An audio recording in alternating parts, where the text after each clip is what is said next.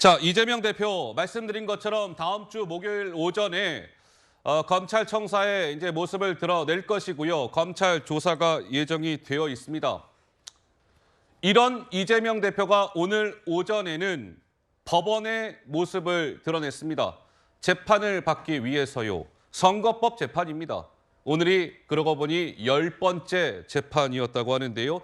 자, 법정에 출석하는 이재명 대표에게 기자들이 이런저런 질문을 던졌습니다. 어떤 반응을 보였을까요? 확인해 보시죠.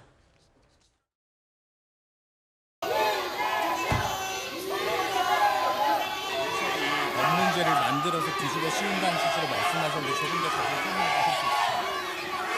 대표님, 불체포특권 포기하겠다는 입장 그대로 유지하시는 건가요? 다음 주 조사에서도 서면 진행 형식 가능하실까요? 네, 아무런 이야기를 하지 않았네요.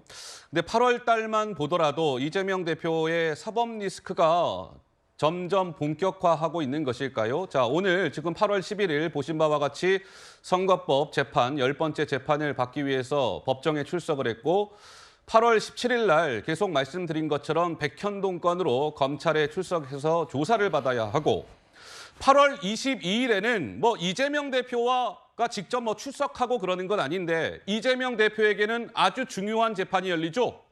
이화영 전 경기도 평화부지사에 대한 재판이 있습니다. 그리고 8월 25일에는 선거법 재판이 또 진행이 되죠. 보통 격주로 진행이 되니까 오늘이 11일이니까 25일 금요일 날 11번째 선거법 재판이 진행될 것으로 보입니다. 박원석 의원님 어떻습니까? 8월 한 달이 이재명 대표에게는 글쎄요 조금 힘겨운 한 달이 될까요? 좀 어떻게 보시는지요? 어떤 갈림길이 되지 않을까 싶습니다. 하하.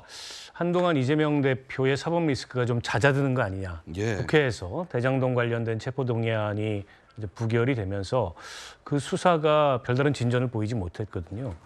그래서 선거법 위반은 이미 기소가 됐고 재판이 진행 중이니까. 예. 대장동 사건도 결국에 이제 법정에 가서 결판이 나지 않겠냐. 한동안은 특별히 사법 리스크가 추가되는 게 없지 않겠냐. 이런 전망들이 있었는데 예. 지금 쌍방울 사건 관련해서 종래하고 좀 수사 양상이 좀 달라졌고요. 예.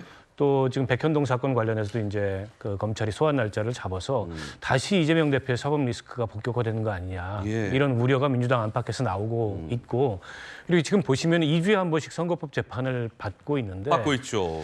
저게 기소된 지 한 1년쯤 됐습니다. 네. 1심이 원래는 6개월 내에 끝나는 게 통상 선거법 재판의 맞아요. 예. 그 결과인데 지금 많이 늦어졌거든요. 예.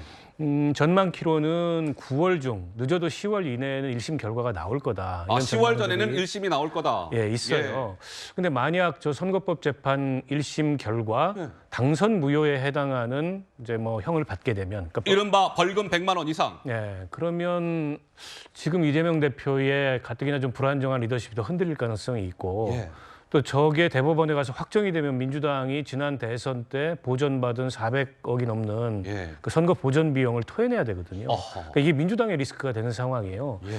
그래서 이재명 대표로서는 좀 산 넘어 산인데다가 지금 8월 22일로 이화영 부지사의 재판이 미뤄졌는데 재판이죠. 예. 지난 재판에서 법정 진술을 하지 않았지만 이게 앞뒤 상황을 보면 예. 이화영 그 부지사가 검찰에서 종전의 진술을 번복한 건 맞는 것 같아요. 예. 그리고 번복한 본인 진술을 유지하겠다. 그러니까 이재명 대표한테 보고했다라는 입장을 유지하려는 것 같아요. 그것도 이재명 대표 입장에서 큰 리스크가 되겠죠.